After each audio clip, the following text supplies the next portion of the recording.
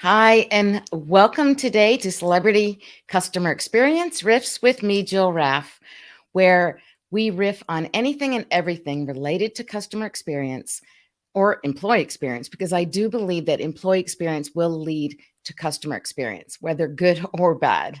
I want to thank you today for investing your time with me to explore the employee and customer experience and why they're so intrinsically entwined, why, in fact, they are really inseparable. Thank you so much. I appreciate your time. I know that's one of our most valuable resources. And I want to encourage you to join in to maximize your time here. Join in our conversation, comment along the way. We'll be able to incorporate you into our conversation and take notes. And please share this. Take a moment now to share it with anyone who you feel will also benefit and maybe want to participate in the conversation as well. And of course, if you're watching the replay, feel free to tag myself and my guests. So without further ado, I want to bring on my guest today, Michelle Brigman. Thanks for joining me, Michelle. Oh, I'm so excited to be here, Jill. Oh, it's great. I'm really looking forward. We've had some great conversations already. And I want to first just give you a little bit of background. Michelle is recognized as a top 10 CX professional of the year 2021, IT Executive Year 2017, and recipient of multiple corporate innovation awards. She's a change leader driven by passion for CX excellence with a vision to recognize opportunities and increase satisfaction across fast-paced organizations such as 7-Eleven, Citibank, and Dell. She's currently a consultant for Medallia, helping brands deliver greater customer experiences. Michelle is also the co-host of Hard Won Wisdom podcast. We'll hear about that.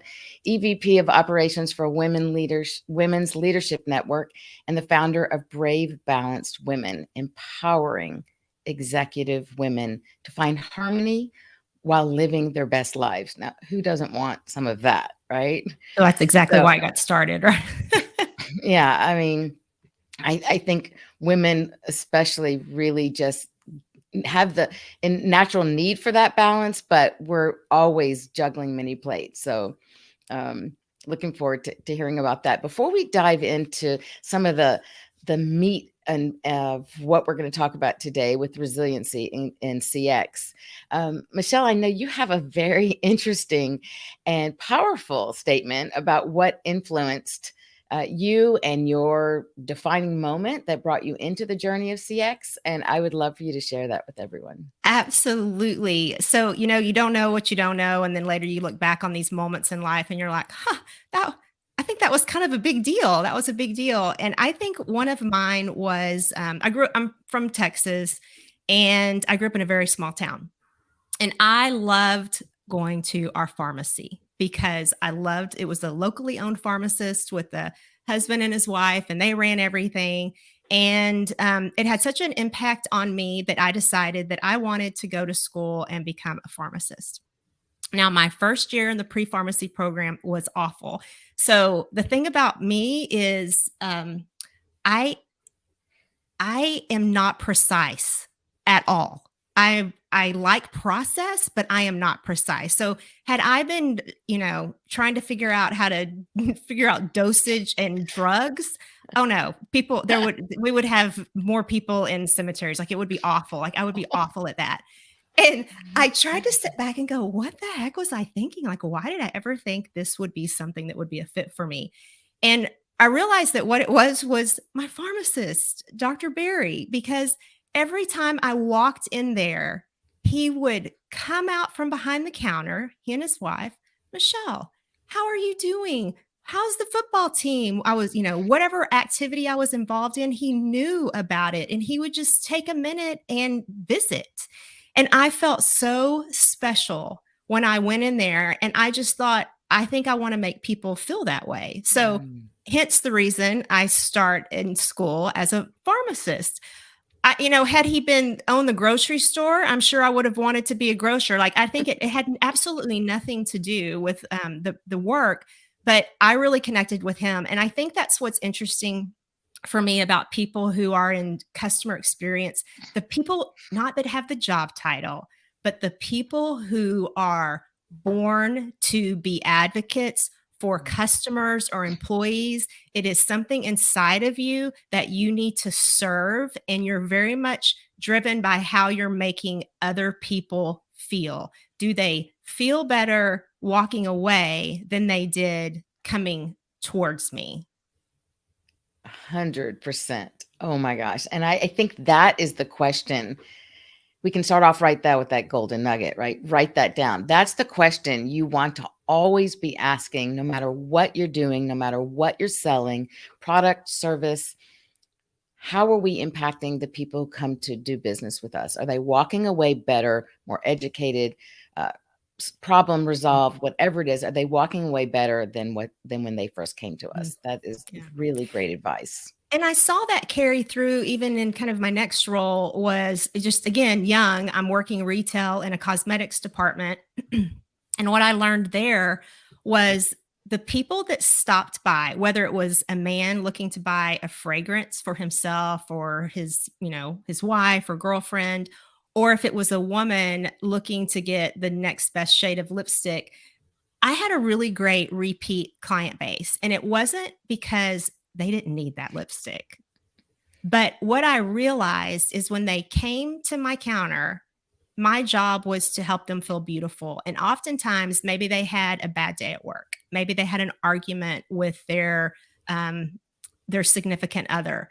And it was almost like the bartender of beauty. I don't know, but it was I like that. I just had this great referral business, and they bought, but it really came down to, I think, the really recognizing early on, no matter what it was I was doing, that was all about the relationship, and were you building meaningful and significant relationships with the people Mm, around you. And again, I think this applies as a leader. I think this applies as you think about strategy around CX and what are you implementing? Are the actions I'm taking right now conveying that I care about you, that you are important, and that you matter? And if they're not, then don't be confused or surprised whenever you don't get the results you want. yes. Oh my gosh, 100%. And I think you touched on a really important point. Those of us who, especially those in hospitality, but I would like to think that it extends beyond those in those industries, that anytime that you have taken on the responsibility, and it is the responsibility to represent your company, your brand in that way, anytime you've taken on that responsibility to be of service to a customer, or even how you interact with your fellow employees, you're a part of that company, you're a part of that culture. And it's up to you to then represent it and to put out that energy to whoever you're serving, that you're there really to help them and to serve them. And agreed, relationship. I'm all about relationships, connection, culture. I have a saying that interactions, well, starting out with, my one of my mottos is transforming transactions into interactions. So much of what we Beautifully. do is a transaction. It's an exchange of goods and services for money. And you go to buy something, it's a transaction. In real estate, I'm a licensed real estate agent. We refer to each of those deals as a transaction. And I'm like, okay, let's look at the elephant in the room. Why are we calling it that when we say we're not transactional agents, right? So I do believe we need to transform those transactions into genuine interactions. And so my belief is when we have interactions, they create relationships, and real relationships creates connection, not connections plural, like, benefit of, personal or professional benefit, but true connection to another human being. And that connection ultimately equals profit. And again, profit financially, but also just profit personally, and what it does to our soul and how we connect to other people. Oh, And I I think love that, it. And I love the fact that you commented on relationship, because I think that as you're thinking about the people that you're bringing, as you're thinking about what you do to represent the company you work for, and you think about what's the brand message I'm saying, I think it's also important for the brand and the manager to make sure that you are finding people who are going to build the mm, relationship with your partners, clients, customers, that represents what you stand for. And I think that, oftentimes when we're having these conversations around building teams, we're so focused on a skill set or an attribute that you miss out on these other skills that right now I think are even it's more apparent that they're so critically important. And Mm. that's around, again, the connection you can make with another person, whether it's short, a short relationship or a long relationship, but can you connect in a real, honest, authentic way? Agreed, and I think that's key. When I say real relationships, I Mhm, play I on love the it. the spelling.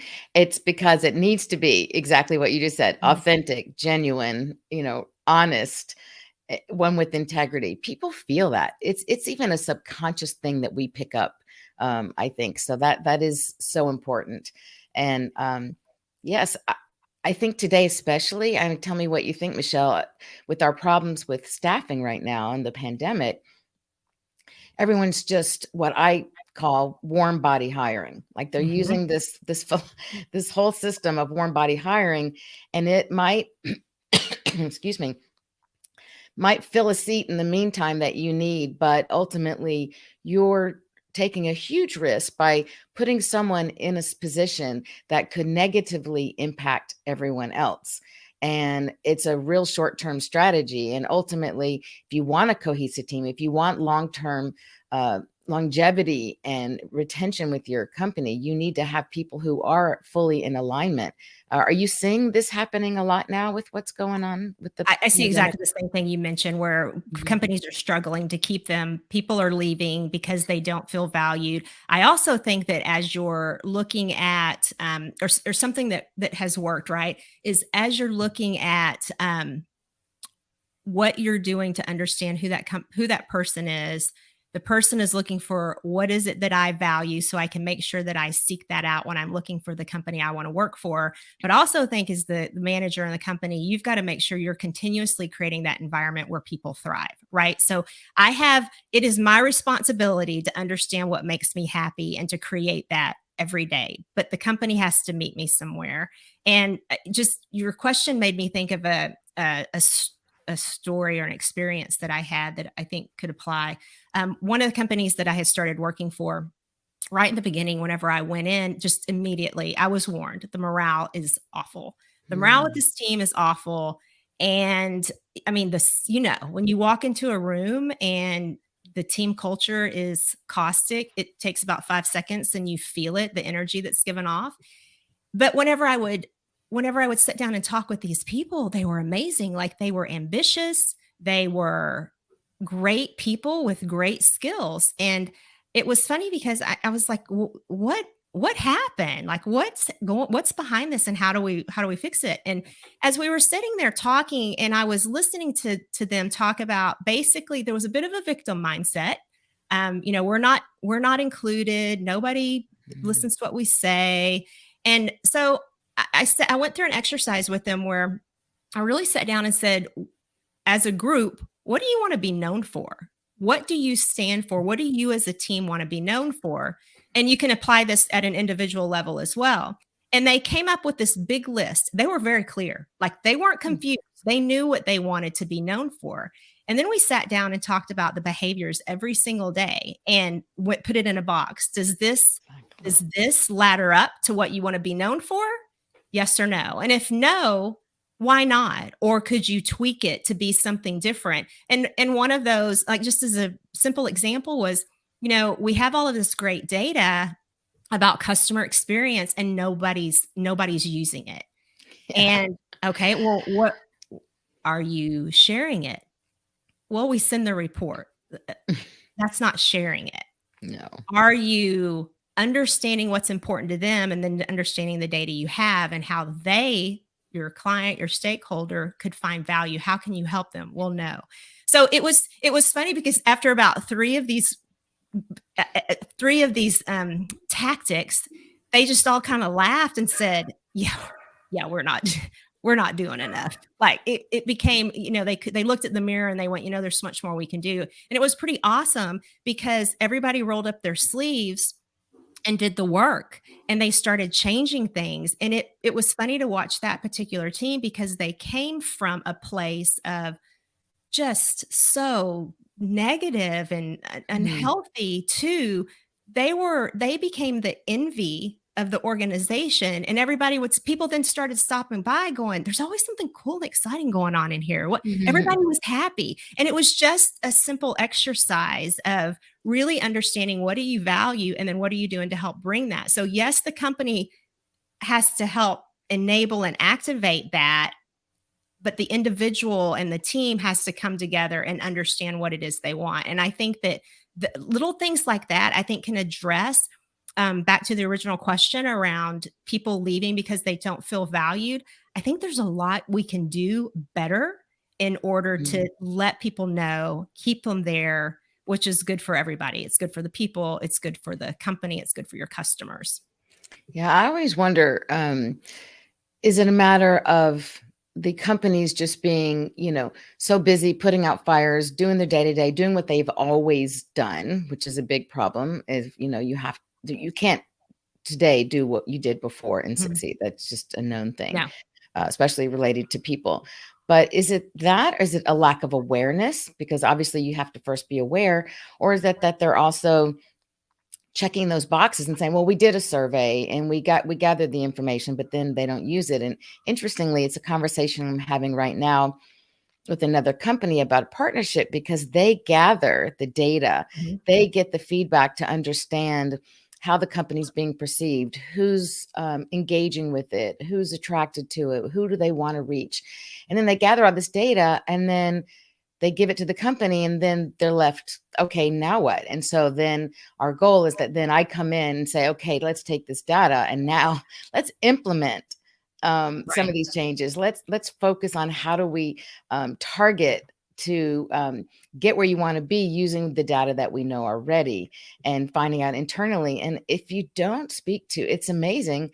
On one of these calls, they were saying this other company previously did a survey with this huge company, one of the big ones, consulting firms, and nobody stopped to ask the internal people working in the company what they thought about it. And I'm like I just, it's one of those Well, like that happens a debunks, lot. right? But Like that it's happens a lot. so common sense. I just can't wrap my head around it. Mhm. Well, Yeah. I think, your question was, what is it? I think it's all of those things. I think sometimes we ask the wrong question. I think oftentimes we ask the question, we look at what we're doing. So are we busy doing? Yes or no? And all of these companies would probably tell you, yes, we're busy doing. Hmm. But I think the right question is, or a better question is it effective? Is what we're Yeah. doing effective? And if it's not effective, then we need to go back to the drawing board. And in fact, whenever one of the companies I had worked for, um, I tell you, I swear, I've got lots of battle scars. So it's funny as you trigger some thought. But there was one particular company I'd started a job, and again, I'm going out and trying to meet my stakeholders, and it was a contact center leader. So he ran a very large organization. His background was in finance. And I went in and I was trying to figure out, all right, how do I bring you effective information to do what you need to do? And it was funny because he looked at me and he had it's been a while. So it was like a big 3-inch binder. He had this big binder and he kind of drops it on the table. And he said, Michelle, you want to help me? And I said, yeah. Yeah, how can I help you? And he picks this binder up and he starts fumbling through the pages, and it was full of reports.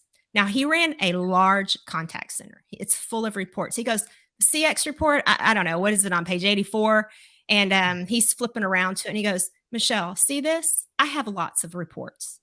Ask me if I know how healthy my business is, because I'm going to tell you I don't. And it's not because I'm stupid.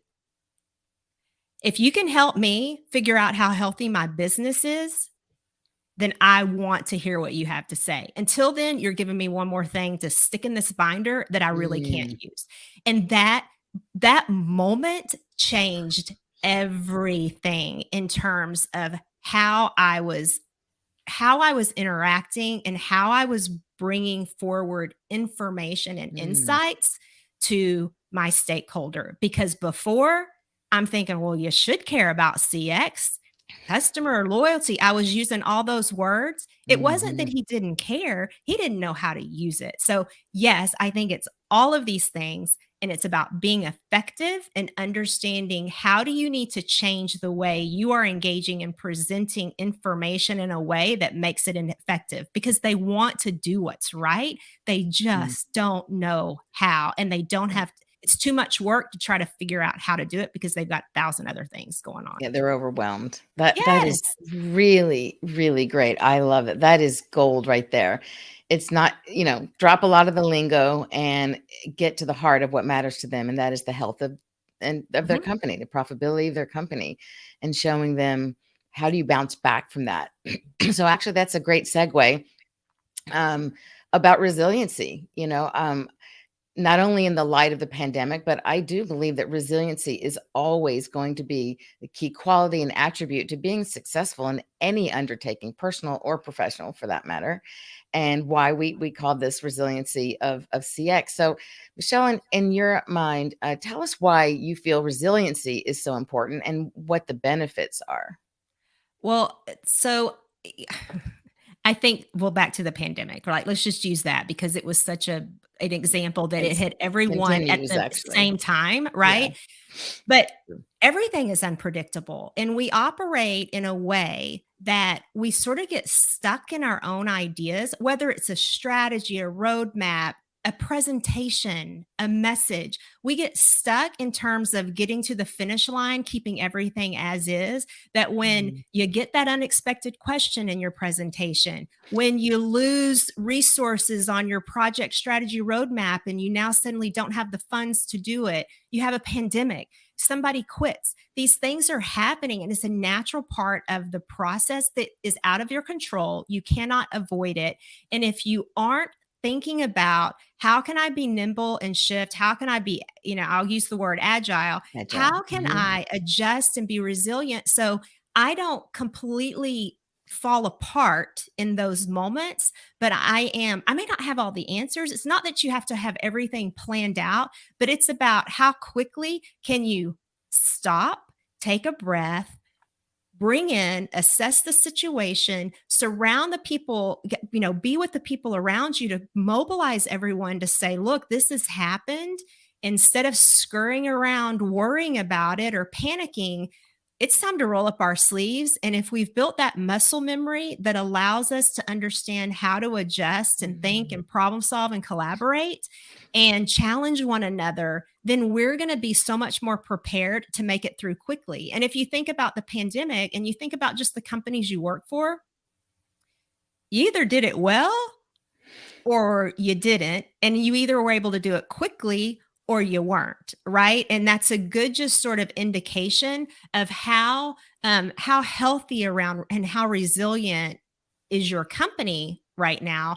But then I'd also say you as a human being, we handled this pandemic very differently. Some people immediately the moment opened up and they've got their new gig, they're trying new things, they're spending more time with family, they're able to sort of embrace this moment, and others went into deep depression. They weren't sure how to navigate, and I think it's just as important to recognize how to make sure, again, I'm building my muscle memory about resilience around myself, because that will apply to how I'm able to do it effectively in business. I love that you use the description of muscle memory. I mean, it is so key from sports to our brain, right? Using it in a way to as a fallback, right? It's our second nature.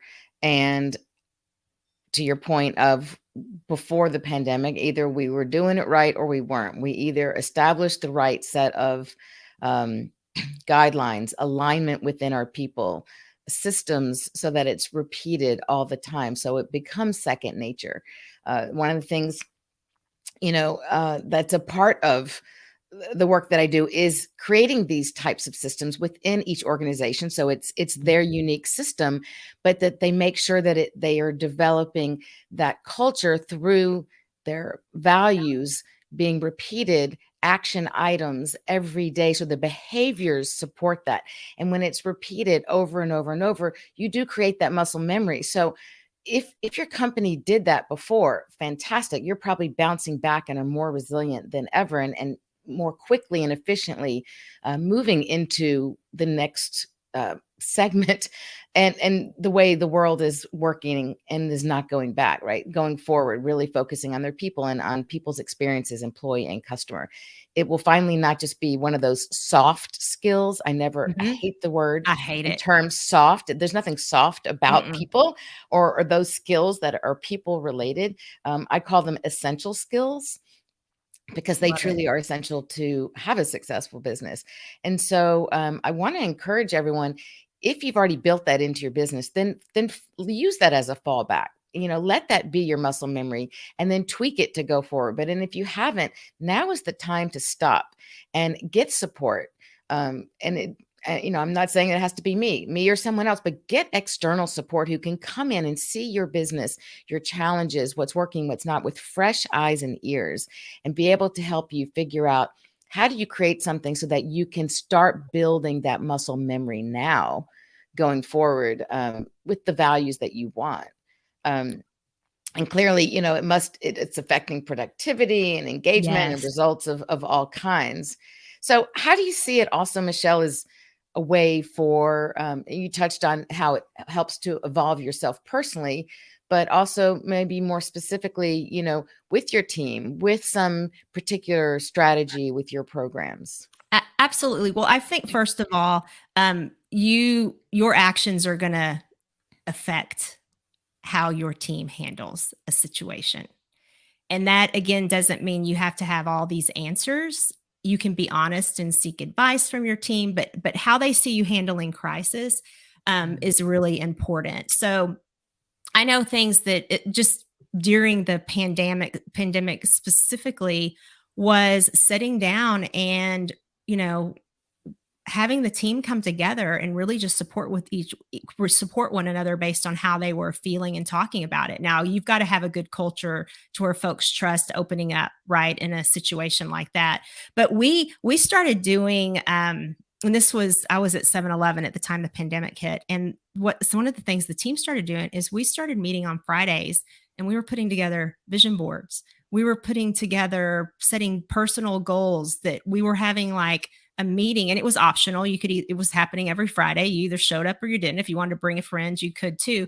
But it was a matter of giving an outlet to the team to express themselves creatively, make sure that they were balancing this crisis because you had, right, the single parents dealing with the young kids at home who, they're trying to play teacher and work and having flexibility. But it gave everybody an outlet to come in and sort of take a deep breath, no expectations, self care, learning, celebrating one another, and supporting one another. And it was interesting how much of the person was showing up and to see the team coming together on a whole different level to bond and be there to support one another. And I mean, that was just something that I thought was frankly magical.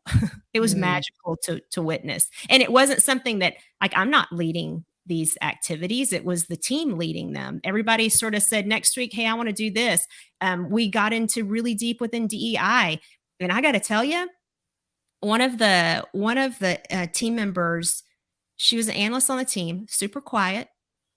She started facilitating these deep conversations around DEI topics. She freaking blew us away. Like she was amazing at it. And here you were honoring the person she was. She was Mm. honoring the team. Love that. And we wouldn't miss that thing at all because it was powerful and we were all learning and growing through it. And again, I think going back to just resilience, it's learning new skills, being curious, opening, practicing, holding one another accountable, and honoring one another in a way that you feel trusted that the people standing on your right and your left, they're there to help you be your best and not there to judge, Yes. to compete. They're there to help walk alongside and be better together. Yeah. And support each other. Yeah. To put each other 100%. up. Yeah, I love that, and it seems like such common sense to me. It's just amazing, which is part of my biggest goal, like how to bring that to leadership and have them understand the same way they feel when they're a part of a sports team, right? Think about Yes. anything growing up throughout school. Whenever you were a part of a team, how good that made you feel and how empowered it made you feel. And what you just talked about, was entrusting, non-judgmental. These are all huge words, key words that I hope everyone's really hearing and taking away, because trust, it's part of my E3 formula. Educate, engage, and entrust. And when you entrust your peoples, you're empowering them. And I love that here was someone who was an introvert, had this opportunity, who probably was always sitting down, and there were all these extroverts talking over her in most usual cases. And because of this Yes. scenario, had the opportunity to open up and shine from who she is. And that's definitely a beautiful thing. I Well, love it. I was going to say one thing, Jill, about something that I hear from you often, and you mentioned it earlier, and I think it's just a really important point that I'd call out again. Something that you talk about is this based on what your company values. And I think that's really important to recognize that this isn't this one size fits all approach. What worked, what I just shared and what worked in my environment, that worked for that culture. Something else that wouldn't have worked at some of the other companies I was with. I had to use different tactics. And I think what you shared earlier is it's not one size fits all, but it's about having support, whether it's through somebody like you or through within your own internal teams, but can honor and recognize what makes this company, team, group unique. What do we value? And building out the systems, the processes, the strategies that will work in that unique environment. Exactly. And I think a lot of times we go to these conferences, we hear, okay, these are the 3 things we need to do. Maybe it works, maybe it doesn't, but kind of giving yourself permission to go experiment, explore, and figure out what is the right fit. Yes, 100%. It's always, when you take any class or when you're listening to any webinar or reading a book, you extract from that what resonates with you personally or with your company's culture. And it's a matter of applying that in a way and then trying it, implement, look at it, evaluate, tweak, Yes. re-implement. And it needs to be that constant cycle, I think, to really happen. Wow, time flies, as I know it would. So you've given us a lot of great things to think about, a lot of great takeaways. Is there anything else you'd like to add that you've learned along the way with your position now as senior director at Medallia?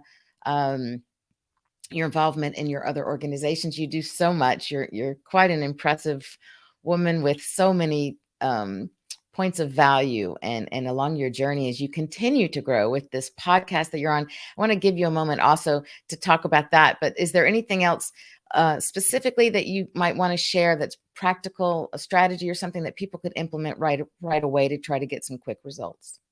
I think you're never beyond learning, and be curious, listen to other people. Do not think that because you're the leader by title, because you're at the top of the box, that I always say, I'm not the smartest person in the room.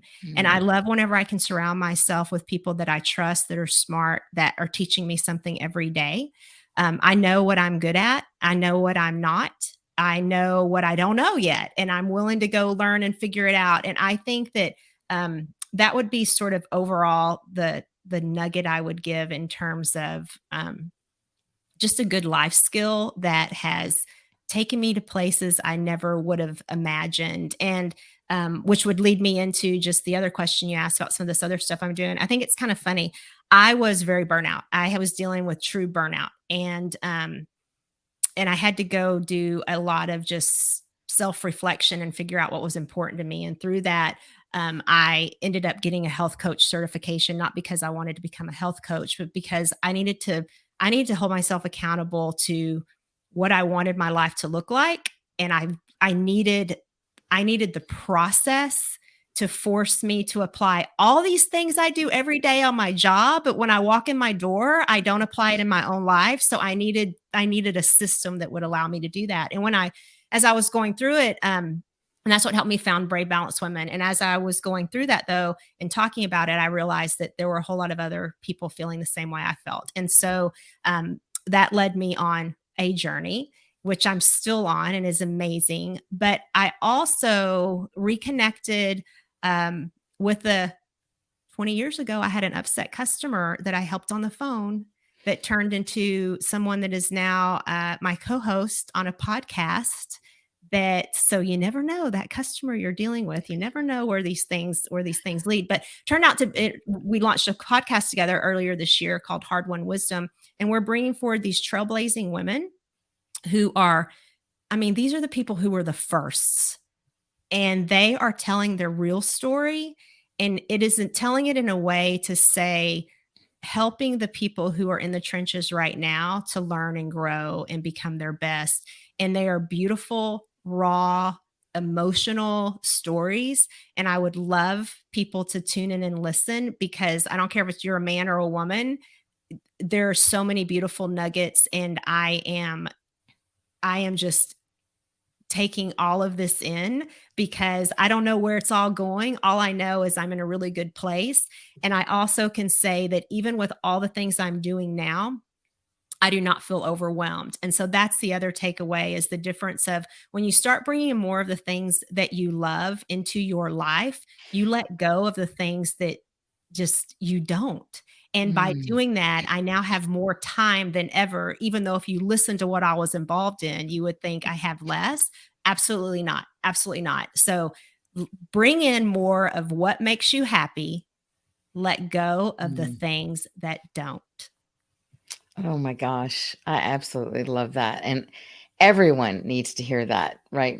Male or female, it doesn't matter. Every human being needs to hear that, especially I think the pandemic has helped exacerbate this feeling of overwhelm and anxiety, and filling it with the things that we love and bring us joy. No one promises us tomorrow. We don't know what will bring. And I think that's right. I want to just point out to everyone, to reach Michelle, I've got on the screen both her podcast information, so please be sure to check that out. I can't wait to listen to many of the episodes. I've heard little snippets about Hard Won Wisdom. And that's on the screen, as well as how to reach her on LinkedIn. And it's through her name, Michelle L. Brigman. Or just Michelle Brigman on LinkedIn. Oh, it is just Michelle. Okay, I'm sorry. Oh, yeah. I'm looking at my notes on Instagram. Just Michelle Brigman. Thank you. That's what's written on the screen. So great. Gosh, I'll have to have you on. There are many guests. I'm like, I want to do round 2, round 3. Just such a joy to speak with you, and so inspirational. So many great points for people to just be able to kind of take that deep breath is what I feel, with talking to you, and just recognize it's just taking one step at a time. It's being human. It's going to all those places, asking the questions, and then zipping it and listening. And just really coming from a place of no ego, but truly curiosity. And just wrapping up with, I think that your last point was so valid, that staying curious will help us throughout everything in life, business or personal, and keep life interesting, which we all need. Life is short, and be able to give back personally and professionally. And I thank you for giving us your time and a lot of your wisdom, Michelle. Well, thanks, Jill. And I love what you're doing. And it has been an absolute pleasure to be able to share some time with you. Thank you so much. Oh, it's my pleasure. Thank you so much. So I'm going to ask Michelle to just hang with us for a second, and say goodbye to her, though. And let me see here. Okay. That was amazing. I hope everyone will go back and watch the replay. Usually replays where more of it happens, but even if you were able to watch here and didn't comment, go back, because there's so many great tips there. Thank you for joining as usual. I want to encourage you also to share this with others that you feel would benefit. And speaking of asking questions and listening, I try to walk my walk. So if there's someone that you want to hear from, there's a specific guest that you want me to interview, or a certain topic or challenge that you're dealing with in your business that you want discussed, please DM me, reach out to me, or just create a post and let me know what that is, and we will make that happen. And I just want to also direct everyone, for me, I always forget to put my information up here, jillraff.com. My name is my website. And just go to that first button, click on the Hi Jill, how can you help me button? And it will allow you to tell me more about you in a very fun way. I think you'll see is unique. And check it out. You'll see what I mean. Let me know what's going on, how I can help you, even if you just want to talk about your challenges, and see if I can give you guidance. If not, I can certainly refer you to someone who can. So I look forward to hearing more about your business and your business success, and look forward to seeing you next week again here, same time, Thursdays, 12 noon Central Time, for Celebrity Customer Experience. And thank you again for joining everybody today. And I will see you soon.